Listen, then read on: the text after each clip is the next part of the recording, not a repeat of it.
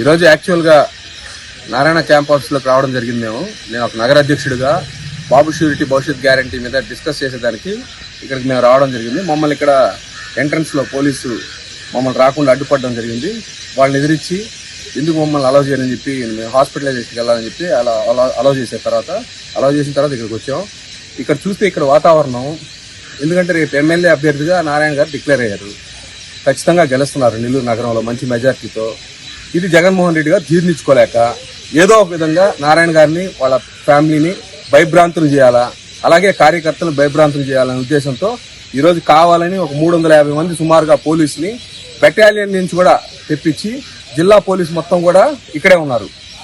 ఒక పక్క రమా మేడం లోపల ఉంటే రమా మేడం దగ్గర ఫోన్స్ అన్ని తీసుకొని అన్ని అడిపి కూర్చోన్నారు, అన్ని సెర్చ్ చేస్తున్నారు. వాళ్ళకి ఏమి ఆవకాయంత కూడా ఏమి దొరకదు వాళ్ళకి, ఎందుకంటే ఇక్కడ ఏం పొరపాట్లు ఏం జరగవు. కాకపోతే వాళ్ళకి ఆ సునకానందం, మా జగన్మోహన్ రెడ్డి గారికి ఏంటంటే అదొక సునకానందం అనమాట. మనిషిని ఇబ్బంది పెట్టడం, లేదా వాళ్ళ ఫ్యామిలీని ఇబ్బంది పెట్టడం, టార్చర్ చేయడం, అంటే అతనికి ఒక సైకాలజీ, అదొక మెంటల్ అనమాట అతనికి, ఆ పొట్టి ముఖ్యమంత్రికి. కాబట్టి నిజంగా కూడా జగన్మోహన్ రెడ్డి గారు రేపు తెలుగుదేశం పార్టీ ఖచ్చితంగా కూడా అధికారంలో చంద్రబాబు నాయుడు గారు ఖచ్చితంగా సీఎం అవబోతున్నారు.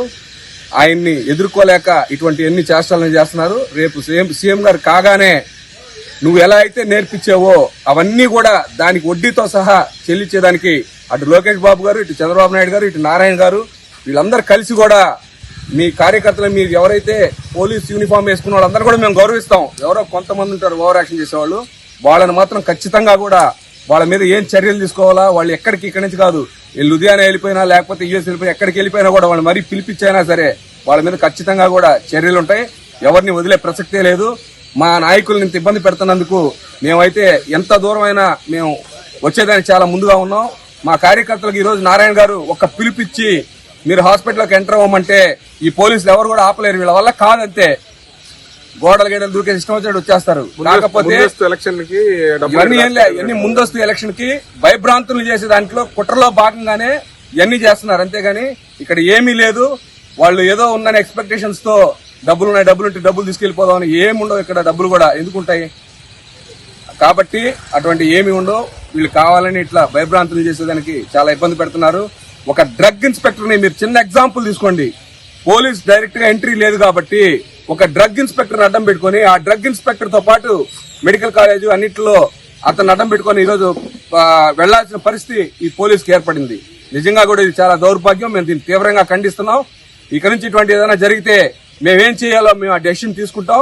ఆ డెసిషన్ తీసుకుని దానికి ఖచ్చితంగా కూడా దాన్ని ఈసారి ఇటువంటి జరగకుండా కూడా మేము ఈసారి ప్రిపేర్ గా ఉంటాం. సుమారు ఎంత సమయం నుంచి ఈ సోదా జరుగుతుంది? ఇది నేను 4:15కి వచ్చానండి. 4:15 ముందు నుంచి జరుగుతోంది. అంటే నాకు 4:15 మీటింగ్ చెప్పారు. ఆ 4:15కి వచ్చేటప్పుడు కూడా ఇక్కడ సోదాలు జరుగుతున్నాయి. ఏమైనా బయటపడ్డా? ఏం లేవు. మరి బయటపడేదానికి ఏమీ లేవు. చీకురు పొల కూడా లేదు. లోపలికి ఎవరైనా వాళ్ళ రిలేటివ్స్ ని ఎవరైనా అలౌ చేపిస్తున్నారా? ఎవరిని అలౌ చేయించట్లా. కొద్దిగా ఆఖరికి పేషెంట్స్ కూడా ఇబ్బంది పెడతా ఉంటే నేను సీఏ గారిని రిక్వెస్ట్ చేసి చెప్పాను. సీఏ గారు, ఎస్ఐ గారు వాళ్ళు ఉంటే గేట్ లో ఎందుకు మీరు ఇబ్బంది పెడుతున్నారు, వాళ్ళు పేషెంట్స్ వాళ్ళు యాక్చువల్ గా వాళ్ళందరూ హాస్పిటల్కి వెళ్ళాలి, హాస్పిటలైజేషన్ అన్ని ఉన్నాయి, వాళ్ళని పంపించండి. నేనే దగ్గర ఉండి కొన్ని వెహికల్స్ అన్ని కూడా పంపించడం జరిగింది. మీరు చెప్పండి అసలు ఎలా ఇది క్లియర్ కట్ అండి.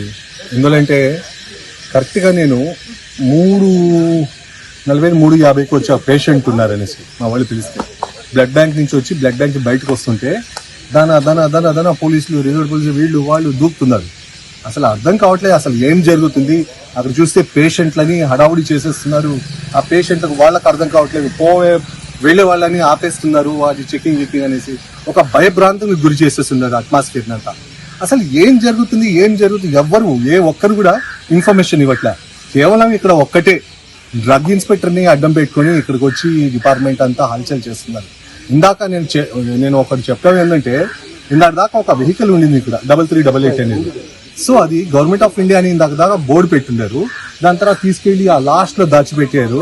తర్వాత తీసుకొచ్చి ఆ బోర్డు తీసేసి ఇక్కడ పెట్టున్నారు. అసలు ఏంది ఇది, ఏం జరుగుతుంది అనేది మాకైతే అర్థం కావట్లేదు. ఒకటి క్లియర్ గా ఈ తాటాకు చప్పళ్లకు భయపడే వ్యక్తి నారాయణ కాదు, వాళ్ళకు కూడా తెలుసు. అలాగే మేడం రమా మేడం కూడా వాళ్ళు ఏమైనా ఏం చేస్తుంటే భయపడాలి. ఇప్పుడు దాకా 3 hours నుంచి ఏం పెడుతున్నారు, ఏం చేస్తున్నారండి, ఏం లేదు, ఏం జరగదు. కానీ భయపెట్టాలని, భయభ్రాంతాలకు గురి చేయాలని ఇది చేస్తున్నారు. ఆయన్ని తప్పించడానికి అక్కడ ఉండేది నారాయణ. అందువల్ల ఆయన భయపడే వ్యక్తి కాదు, వీళ్ళ తాటక చెప్పులకు భయపడే మనిషి కాదు. డెఫినెట్ గా చంద్రబాబు నాయుడు గారి ప్రభుత్వం వస్తుంది, నారాయణ గారు డిప్యూటీ సీఎం అవుతున్నారు. మన నెల్లూరుకు ఒక మంచి వ్యక్తి, ఒక ఎమ్మెల్యేగా రాబోతున్నారు అభివృద్ధి పదంలో నడపడానికి. దానివల్ల అడ్డుకట్ట వేయడానికి ఈ ప్రయత్నాలని, అంతేగాని ఇంకేం లేదు.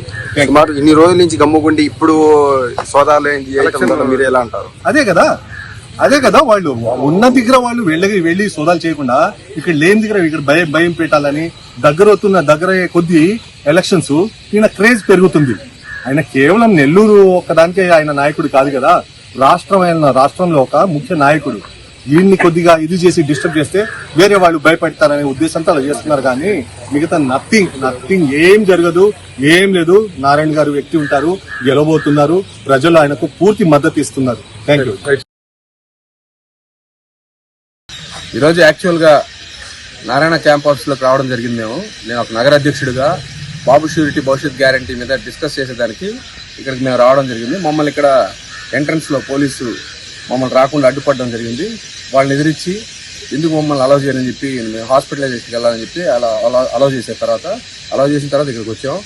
ఇక్కడ చూస్తే ఇక్కడ వాతావరణం, ఎందుకంటే రేపు ఎమ్మెల్యే అభ్యర్థిగా నారాయణ గారు డిక్లేర్ అయ్యారు, ఖచ్చితంగా గెలుస్తున్నారు నెల్లూరు నగరంలో మంచి మెజార్టీతో. ఇది జగన్మోహన్ రెడ్డి గారు జీర్ణించుకోలేక ఏదో ఒక విధంగా నారాయణ గారిని, వాళ్ళ ఫ్యామిలీని భయభ్రాంతులు చేయాలా, అలాగే కార్యకర్తలను భయభ్రాంతులు చేయాలనే ఉద్దేశంతో ఈరోజు కావాలని ఒక 350 మంది సుమారుగా పోలీసుని బెటాలియన్ నుంచి కూడా తెప్పించి జిల్లా పోలీసు మొత్తం కూడా ఇక్కడే ఉన్నారు.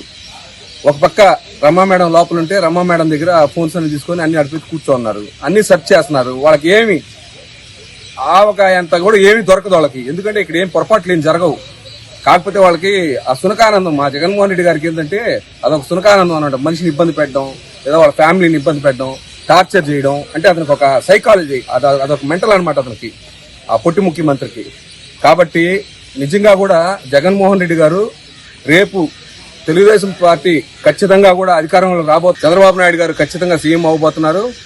ఆయన్ని ఎదుర్కోలేక ఇటువంటి ఎన్ని చేష్టాలను చేస్తున్నారు. రేపు సీఎం గారు కాగానే నువ్వు ఎలా అయితే నేర్పించావో అవన్నీ కూడా దానికి వడ్డీతో సహా చెల్లించేదానికి అటు లోకేష్ బాబు గారు, ఇటు చంద్రబాబు నాయుడు గారు, ఇటు నారాయణ గారు వీళ్ళందరూ కలిసి కూడా మీ కార్యకర్తలు, మీరు ఎవరైతే పోలీస్ యూనిఫామ్ వేసుకున్న వాళ్ళందరూ కూడా మేము గౌరవిస్తాం. ఎవరో కొంతమంది ఉంటారు ఓవర్ యాక్షన్ చేసేవాళ్ళు, వాళ్ళని మాత్రం ఖచ్చితంగా కూడా వాళ్ళ మీద ఏం చర్యలు తీసుకోవాలా, వాళ్ళు ఇక్కడి నుంచి కాదు, లుధియానా వెళ్ళిపోయినా లేకపోతే యూఎస్ వెళ్ళిపోయినా ఎక్కడికి వెళ్ళిపోయినా కూడా వాళ్ళు మరీ పిలిపించైనా సరే వాళ్ళ మీద ఖచ్చితంగా కూడా చర్యలు ఉంటాయి. ఎవరిని వదిలే ప్రసక్తే లేదు. మా నాయకుల్ని ఇంత ఇబ్బంది పెడుతున్నందుకు మేమైతే ఎంత దూరమైనా మేము వచ్చేదానికి చాలా ముందుగా ఉన్నాం. మా కార్యకర్తలకు ఈ రోజు నారాయణ గారు ఒక పిలిపిచ్చి మీరు హాస్పిటల్లోకి ఎంటర్ అవ్వమంటే ఈ పోలీసులు ఎవరు కూడా ఆపలేరు, వీళ్ళ వల్ల కాదంతే. గేడలు దూకే ఇష్టం వచ్చినట్టు వచ్చేస్తారు. కాకపోతే ఇవన్నీ ముందస్తు ఎలక్షన్ కి భయభ్రాంతులు చేసే దాంట్లో కుట్రలో భాగంగానే ఇవన్నీ చేస్తున్నారు, అంతేగాని ఇక్కడ ఏమీ లేదు.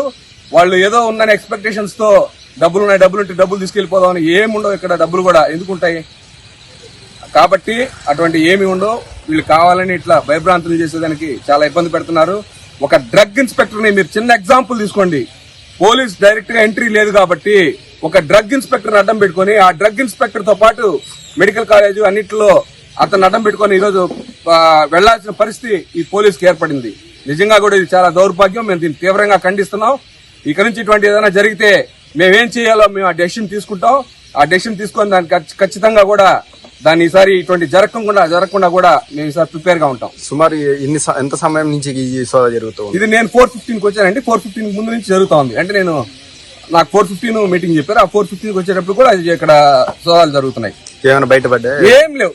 మరి బయటపడేదానికి ఏమీ లేవు. చీకురు పొల కూడా లేదు. లోపలికి ఎవరైనా వాళ్ళ రిలేటివ్స్ ని ఎవరైనా అలో చేపిస్తున్నారా? ఎవరిని అలౌ చేయించట్లా.